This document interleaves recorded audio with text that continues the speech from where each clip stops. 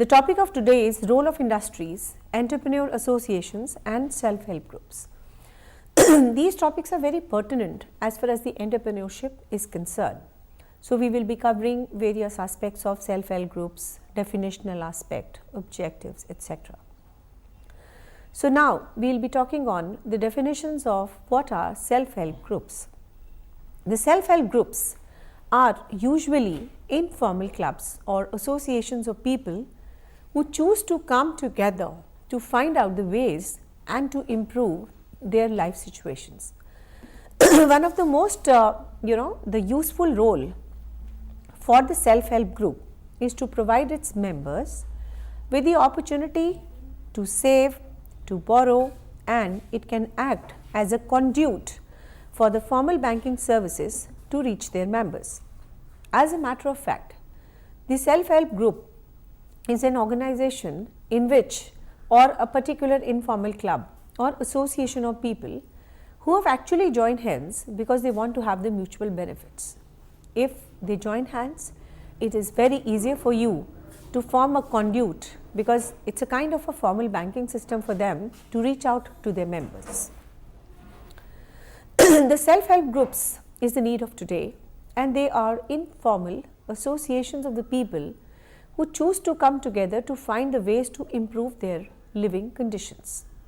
Because individually if they stand, it is not going to give them any kind of a mileage. But yes, if they join hands, it is a very beneficial situation for them to come together for particular reasons and to find out the ways to improve their living conditions. They help to build a kind of social capital among the poor people, especially the women. The most important function of a self-help group, or consequently the self-help groups, they have emerged as the most effective mechanisms for the delivery of microfinance services to the poor. Now, particularly we have talked about the definitional part of it. The self-help groups, they are basically the joining of people with on a voluntary basis to help each other for the mutual benefits, for the loans, for the banking sector services, etc. Now, the self-help groups are formed because individually the people they are not able to get the advantages, and of course, if they join hands and be a part of the self-help groups, it is very easy for them to have the access for the services, etc. Now, the range of the financial services which they are able to get because of the self-help groups, like deposits, loans, the money transfer, and particularly the insurance. Now, we will be talking on the objectives of self-help groups, and we would be using an abbreviation called SHGs, which is an authenticated abbreviation to this effect. One of the main objective to form a self-help group is to inculcate the savings and the banking habits among the members. Number 2, to secure them from the financial, technical and the moral strength. Third, to enable the availing of the loans for the productive purposes. And next is to gain the economic prosperity through the loan and the credits. Now, one of the major objectives when you talk about the objectives of the self-help group is to gain from the collective wisdom in organizing and managing their own finance and distributing the benefits amongst themselves. So, let me give you a recap of the objectives of the self-help groups once again, because they form the basis of today's presentation. The first and the foremost objective, I will be going in detail a little far, to inculcate the saving and the banking habits among the members, because whosoever will join as members of the self-help groups may have to contribute something or the other. So, this will really inculcate a kind of a saving habits among them, a banking habit for them, and which is definitely a very important condition for the self-help group rising. Of course, when they are able to inculcate this kind of a habit of saving and banking, then this kind of a particular system, that is the self-help groups, will secure them from the financial, technical and the moral strengths, because they will have a kind of a feeling that yes, they are saving, they are doing the banking services. So, it gives them a kind of security also. Another, to enable them to have, if they are wanting any kind of a loan, etc. So, to enable the availing of loans for the productive purposes, the self-help groups is perhaps the most important type of any kind of the benefit which the self-help group people can always have. Another benefit which is associated and linked with the self-help group is to gain the economic prosperity through the loan and the credit facility. That is, whosoever wants the loan can very easily come through and become a member of the self-help groups. So, whosoever wants particular credit facilities will very easily get the loan from the self-help group itself. Now, of course, it gives them the economic security, it gives them the mental security, it gives them a very good habit of inculcating the saving habits and as well as the banking habits. So, these are the four major objectives of forming any kind of a self-help group. Then of course, to gain from the collective wisdom, because here there are a lot of members who are a part of the self-help groups. So, when so many working minds are working together, so it is definitely going to give the collective wisdom to the organization for organizing of finance, to basically disseminate any kind of the financial benefits amongst themselves. Another objective of the self-help group is to sensitize the women of the target area for the need of the self-help groups and its relevance in their empowerment. Now, basically there are so many success stories. We will be talking in the coming part of the lectures about the famous self-help groups also, because it is very important to share the self-help group success stories and tell you the exact importance and the practical importance of forming any kind of a self-help group, that from what they started and eventually what they became.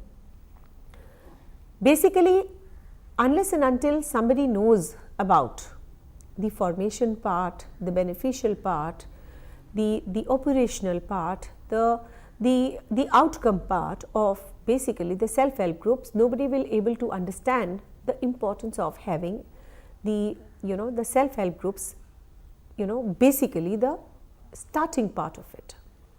So, another aspect which is linked with this is to create the group feeling among the members, to enhance the confidence and the capabilities of the group members. If you form a self-help group, everything becomes very easy to have the access, to inculcate the financial habits, the banking habits, to give the financial security, economic security, and overall a way towards the empowerment, especially the women is concerned. It also enhances the capability and the quality part and the confidence part of all the members, be it a male or female in this regard. Not only this, to develop the collective decision making among the women. When people are sitting together, people are working together, there are chances that people tend to talk to each other. There is a collective decision making, there is a collective wisdom which will disseminate and becomes a part and parcel of the self-help group's working.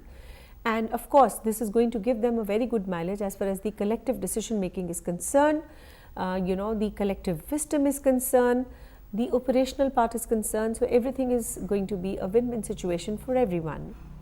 Now, to encourage the habits of the saving among the women and facilitate the accumulation of their own capital resource base. Now, basically, when this part, that is the self-help groups, are started, the first and the foremost thing is that people will start accumulating the small money, small savings, putting into the bank, and of course, whosoever needs the loan or any kind of credit access will come through and join the process of the self-help group, because it becomes easier for them to have the access of the finance.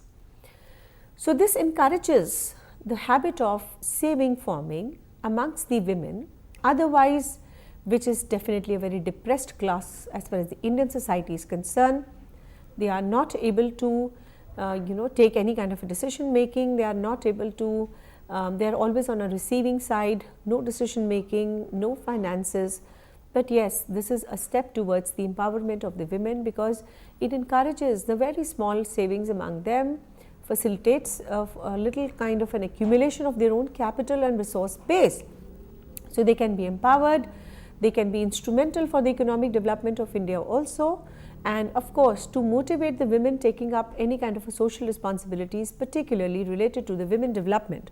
So all these things are a part and a parcel of the self-help group, and it's a a very big wheel which is moving towards the women empowerment and eventually towards the economic development of India. It also acts as a forum for the members to provide the space and support to each other. Individually we fall and together we stand is the basic premise of starting any kind of a self-help group, because individually we do not have any meaning, we don't have any say, we don't have any capital. But yes, if we join hands and form a self-help group, everything is so easy, everything becomes a smooth road. Even the rough roads becomes the smooth road, because you have the access for everything in a very formalized way.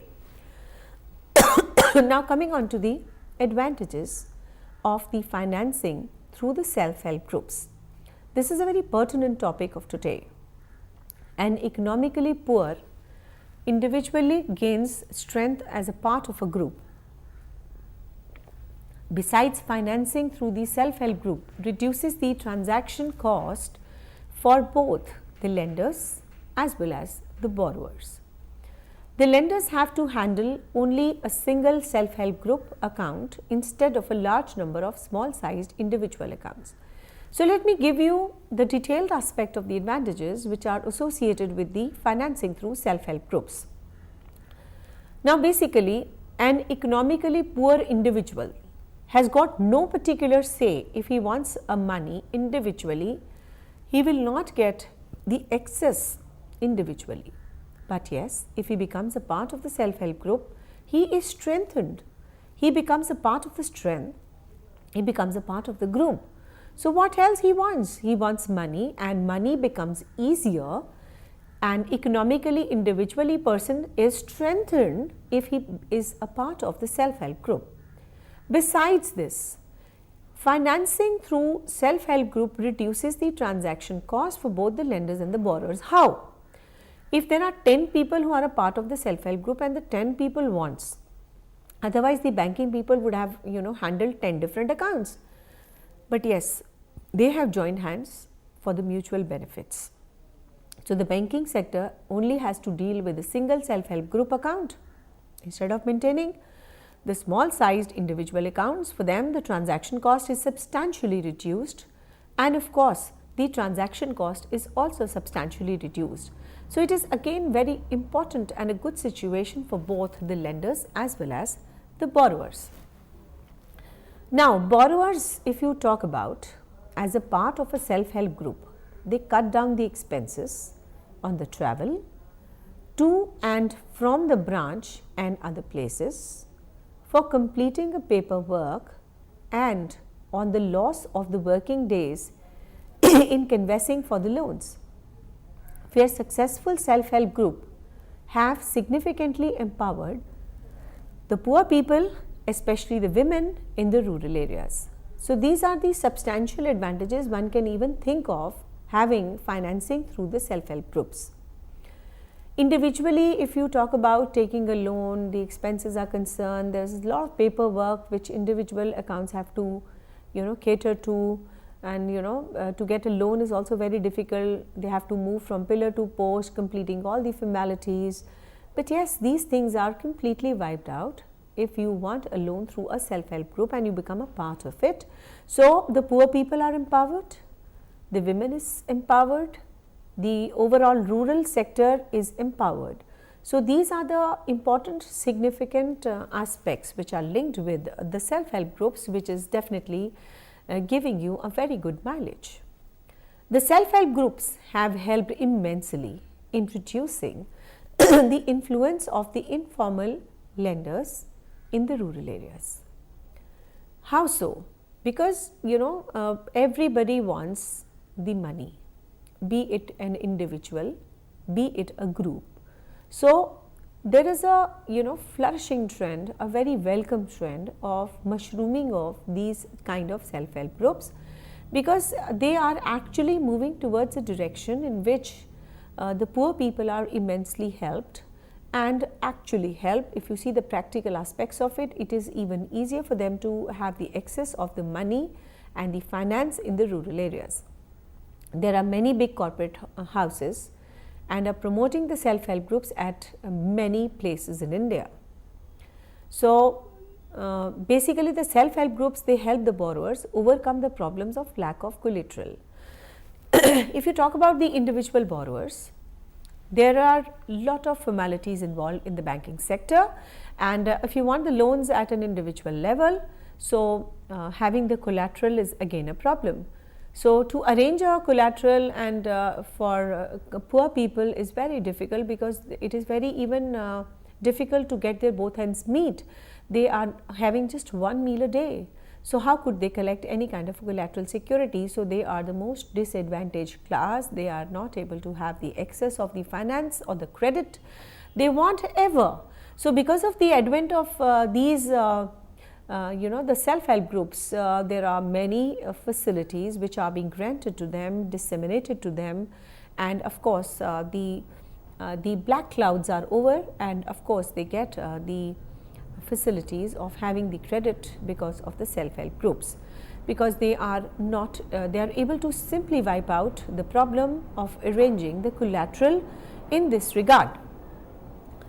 Now, whatever advantages we have talked about, the definitional aspect we have talked about, there are certain the taglines, there are certain do's and don'ts, there are certain principles for the formation of these self-help groups, because everything has a beginning and everything has a particular rope to tie with.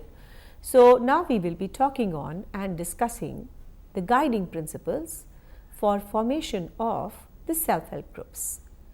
The strong belief by the individual to bring about a change through the collective efforts. Effort is built on the mutual trust and mutual support. Every individual is equal and responsible. Every individual is committed to cause of the group. Decision is based on the principles of consensus, the beliefs and the commitment by an individual that through the group their standard of living will improve. The saving is the foundation on which to build the group of collective action. So, let me give you the overall aspects of the principles, the guiding principles about the formation of the self-help groups. We have always talked about the collective efforts. So, this is the most important aspect of any kind of a self-help groups, that we have the collective efforts here to bring about a change.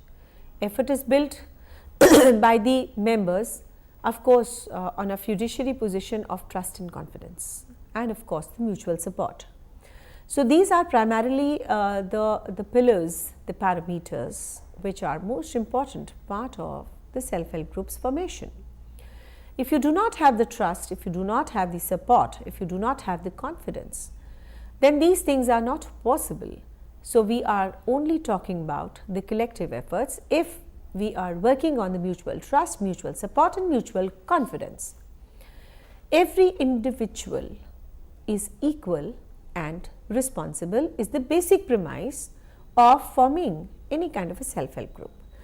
Every individual is committed to cause of the group. So, having a commitment, having a trust and confidence, having belief into the self-help groups is the most important pillar to form the self-help groups. The decision making is collective, the wisdom is collective, the discussion is collective. People are committed. So, if these things are not there, then how can you form any kind of a self-help groups? So, these are the important pillars, part and parcel of the formation or the guiding principles for the formation of any kind of a self-help group. The decision is based on the principle of consensus. So, to form a consensus, to build a consensus is the most important part of a self-help group. The belief and commitment by an individual, that through the group their standard of living will improve. People always form a part of any kind of a self-help group only if they think and only if they believe that joining a self-help group will improve their standard of living. So, with this kind of a belief and commitment, people join that particular self-help group, and of course, they are proved also when you form a particular self-help group, because the decision making, the mutual trust and confidence, the building principles are most importantly are taken care of as far as the self-help groups are concerned. Saving is the foundation on the basis of which we build the collective action. If there are no savings, there is no foundation, there is no credit facilities, and there is no success of the self-help groups. So, the success of any kind of a self-help group is possible if the saving is saving is built up by a particular collective action of the people who form a particular part of the self-help groups, which is also called as a collective action. Now, the guiding principles for the formation of the self-help groups, some characteristic features of these self-help groups we will be discussing now. The overall characteristics, which are most importantly the part and the parcel and the features of the self-help groups. A particular self-help group is generally an economically homogeneous group formed through a process of self-selection based upon the affinity of its members. So, this is what people are economically challenged. So, they form a particular self-help group which is decided on their own. So, that is why we say that any kind of a self-help group is generally an economically homogeneous group formed with the process of self-selection based upon a particular affinity of its members. It's their own sweet will to join any kind of a particular group, but yes, normally we found that the groups which they are from, the background is the similar. That is, they come from the homogeneous groups, and most of the self-help groups are the women groups with membership ranging from 10 to 20. So, normally if you talk about the number of the people who are a part of the members as far as the self-help groups are concerned, they are ranging from minimum of 10 and a maximum of 20. This is not a minimum and a maximum limits, but generally it is found that the membership is ranging between the 10 women to 20 women. The self-help groups have well-defined rules and the bylaws which hold the regular meetings and maintain the records and the savings and the credit disciplines.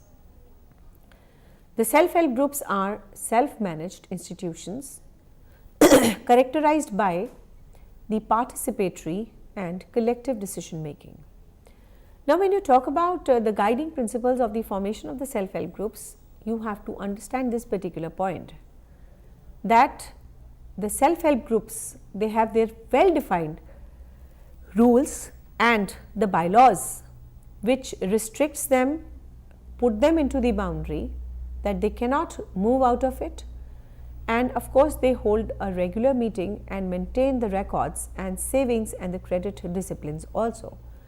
For any particular organization to be successful, it is very important for them to maintain the credit disciplines. So, the credit disciplines maintained in the self-help groups by their own bylaws, by their own well-defined rules.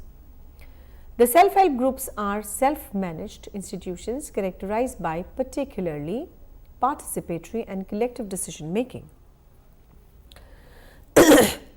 Now, the best examples is all about the Lijjat Papad, which is the most important successful a self-help group which is called as a Lijjat Papad.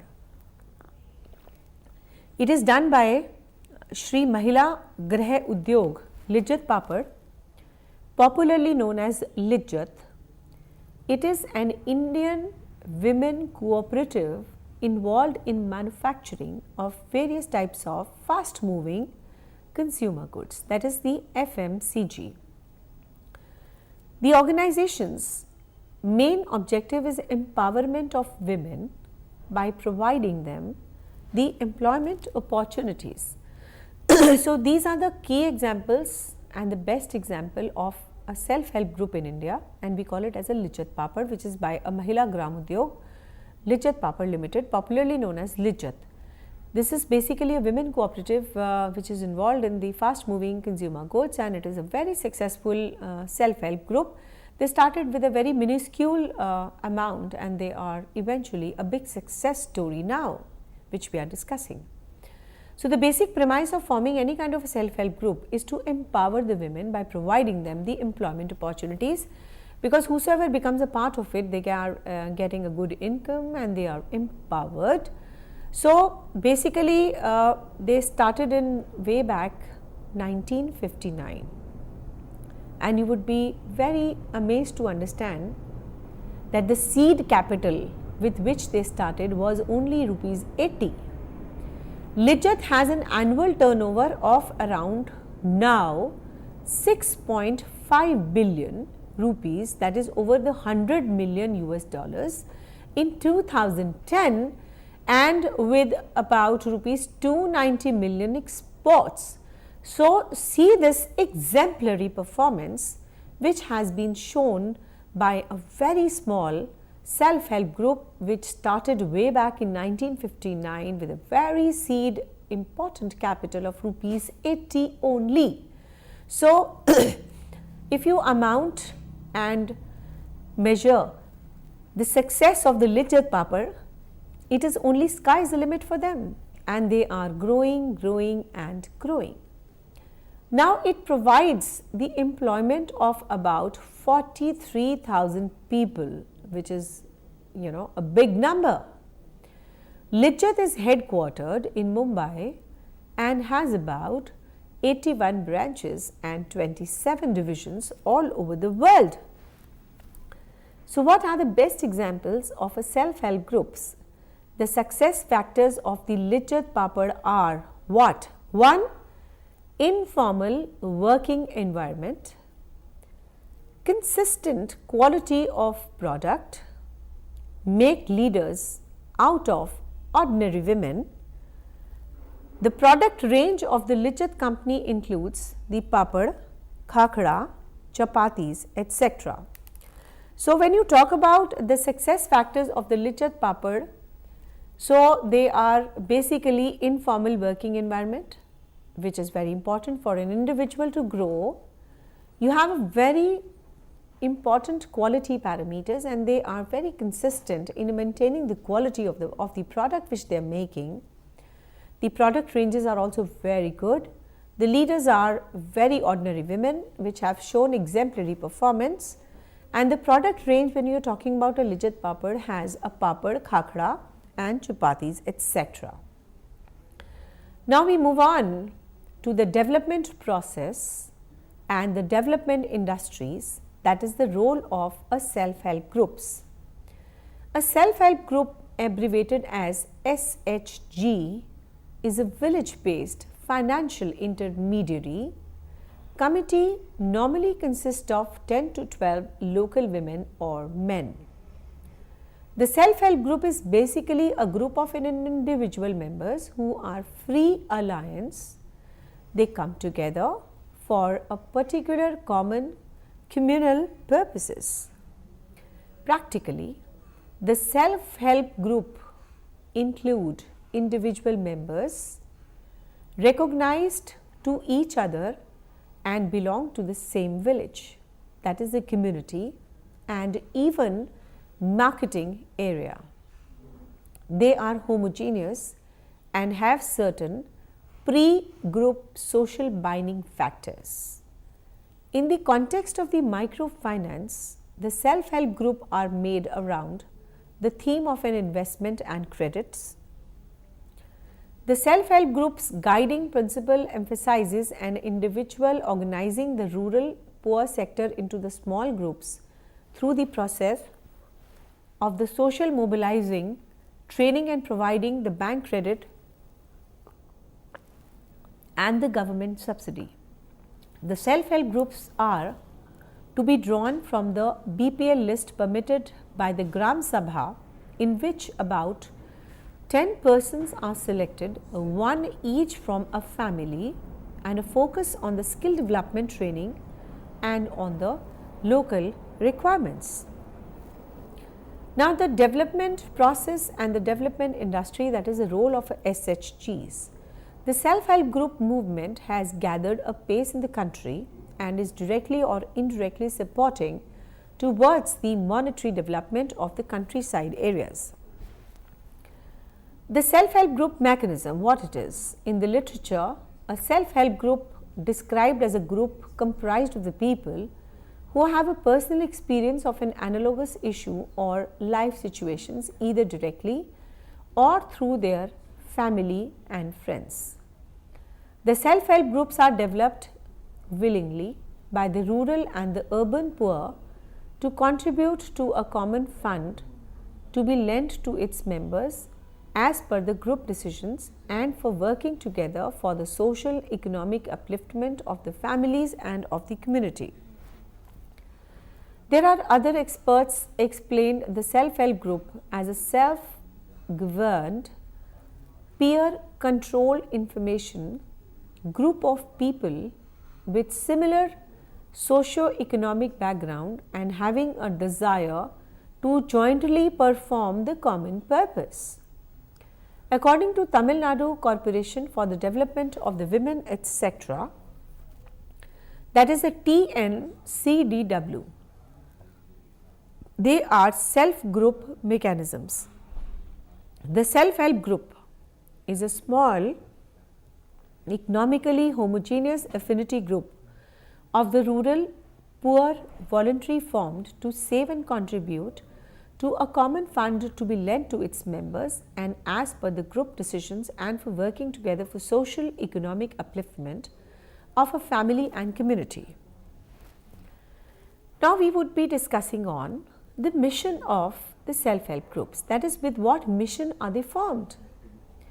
Basically, the mission of the self-help groups are as follows: to promote saving among the poor women of the country is the most important mission.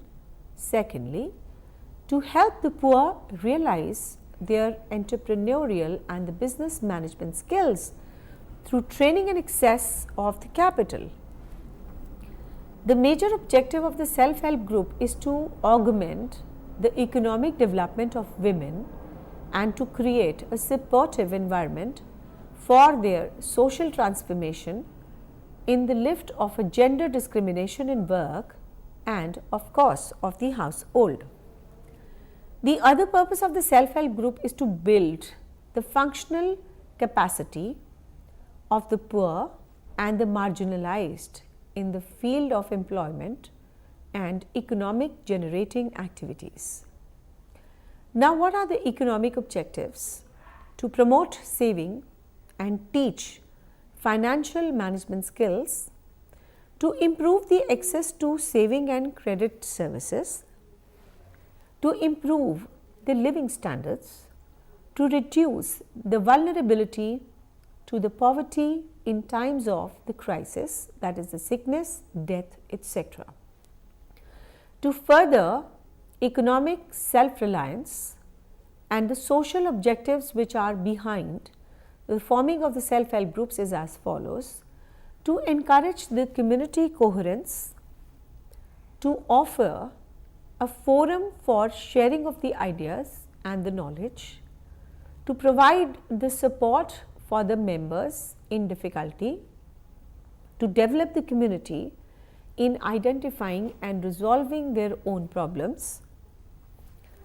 The self-help groups are small and economically homogeneous resemblance groups of the rural poor. They voluntarily join to accomplish the following task. What is that? The self-help group mechanism is as follows: to save the small amount of money regularly, to mutually agree to contribute a common fund, to fulfill their emergency requirements, to have the joint decision making, to solve the clashes through collective leadership, mutual discussions, to provide security of the free loans with the terms decided by the group at the market driven rates. The self-help groups have also amalgamated into a big organizations, typically about 15 to 50 self-help groups make up a cluster or a voluntary organization with either one or two representatives from each self-help group. Developing on geography, several the clusters come together to establish an apex body or a self-help group federation. The well organized self-help group should have the following structural features. The perfect self-help group comprises of 15 to 20 members. All the members should bring to the same socio-economic strata of society, specifically the poor. The groups should have a strong bond of sympathy. Rotational leadership should be encouraged for allocation of power to provide the basic leadership opportunities to all the members. The members should attend the meetings, save and participate in all the activities voluntarily, and aim must be provided to gainfully employment and to involve the poor in productive activities. The self-help groups should be socially feasible institution, and the procedure of the decision making in a self-help group should be self-governing in nature. It should be partisan in nature. The group frame rules and the regulations which are necessary for its effective functioning. The self-help group must involve a women in decision making to promote the leadership qualities among them.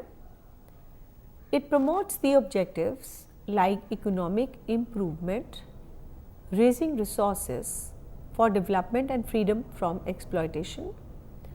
The form of such group could be mostly on an informal basis.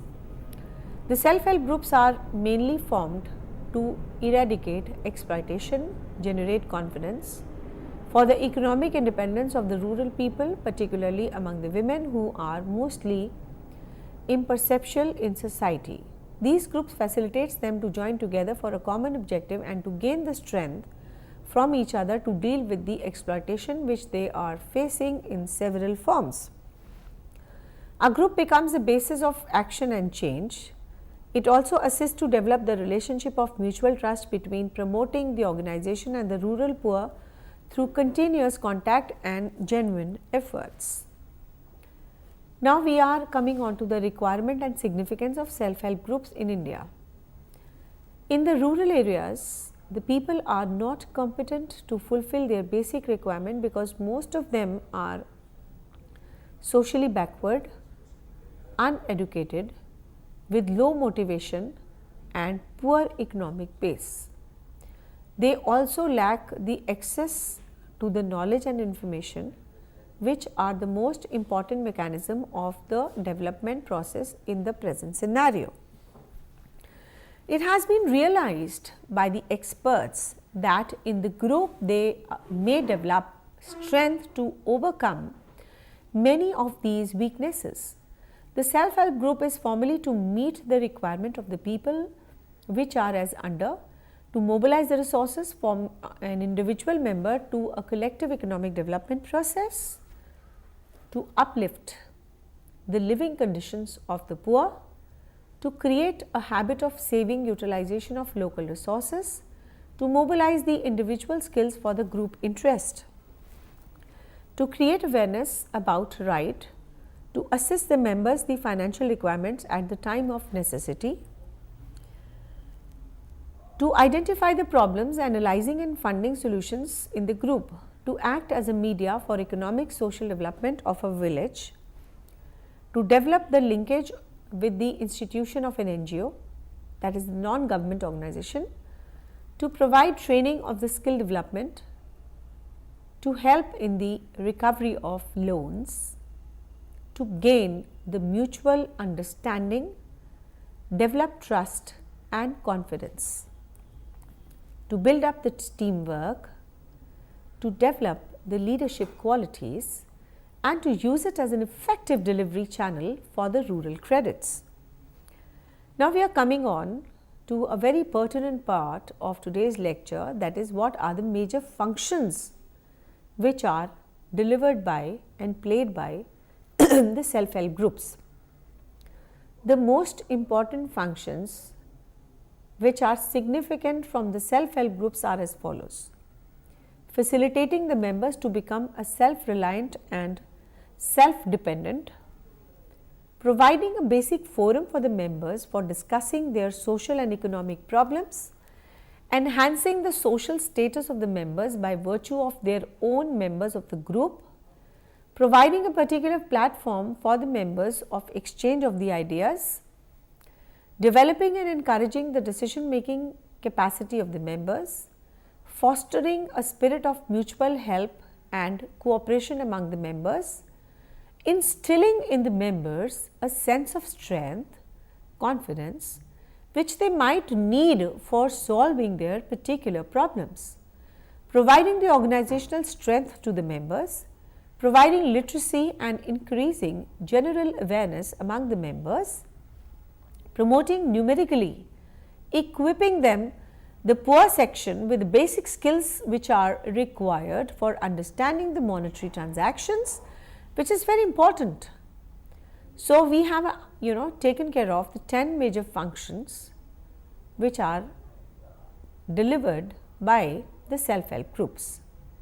Thus, the self-help group function on the principles of 5 P's: propagator of volunteerism, practitioner of mutual help, provider of timely emergency loans, promoter of thrift and savings, then purveyor of the credit. So, the code of conduct and the self-help group mechanism. The self-help group is registered or unregistered group of micro entrepreneurs which have a homogeneous social economic background voluntarily coming together for the small savings amount regularly. They contribute a common fund, and to meet their emergency needs of the mutual help basis, code of conduct for the self-help group is well established group mechanism, will respect the role of a group facilitator, demonstrate the respect for each other. You have to be very courteous to others all the time, listen to each other, allow others to speak and have their say, take time out of if needed, keep to time, abide by the group rules of confidentiality, unacceptable behavior, refrain from using the offensive language, refrain from using the racism comments and behavior, etc. So, to enhance the status of the social economic conditions of the people, the self-help groups are contributing a lot in the self-employment by raising the level of the income and the standard of living of the rural people. In this framework, one of the most crucial aspects of the rural employment is to develop the self-help groups, which is valuable investment in the human capital through training and capacity building measures. From dairy to mechanized farming, weaving pottery, food processing units, mushroom cultivation, rural India has been setting up a micro enterprise by forming the self-help groups. The group members use collective knowledge, peer pressure to make certain proper use of the fund and its timely reimbursement. These are formal groups in nature, and the members come together towards the collective action for a common cause. The common need is meeting their growing economic needs without depending on the external help. Now, effects and outcomes. In India, the self-employment has been documented as a vital force of the progress in the rural areas. It has appeared as a scheme designed to enhance the social economic life and maintaining a focus on extending the benefits of the development to the poorest in the rural areas, recovering their living standards and self-realization.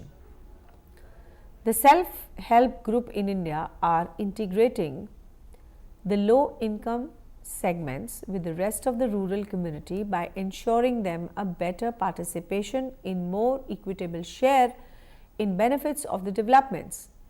These groups are not only accelerating the economic development, but are also offering a plenty of jobs and improving the quality of rural life towards the self-reliance. The self-employment needs a very wide ranging and comprehensive set of activities relevant to all the aspects of the rural economy and covering the rural poor people, including the skilled, unskilled, landless laborers and artisans of the rural India. Even though the rural Indians are put to industrial skills in all the rural development activities, their economic status has not improved to an expected level. Although they have much more potential, but still they are very ignorant of the converting their skills into realities. So, the self-help group is a process of organizing and poor populace of the village areas and marginalized to join the together to solve their personal problems. The self-help group method is used by the government, NGOs and others at a global level. In India, the self-help groups have gained the success in the beginning, the women to the mainstream of decision making. The self-help groups have become a source of inspiration for the women welfare. The formation of the self-help group is a feasible alternative to attain the objective of the rural development and to get community contribution in all the rural development programs. The self-help group is also practicable, organized, set up to disperse the micro credit to the rural women and encouraging them together to the entrepreneurial activities and to listen to the poverty and to empower the women.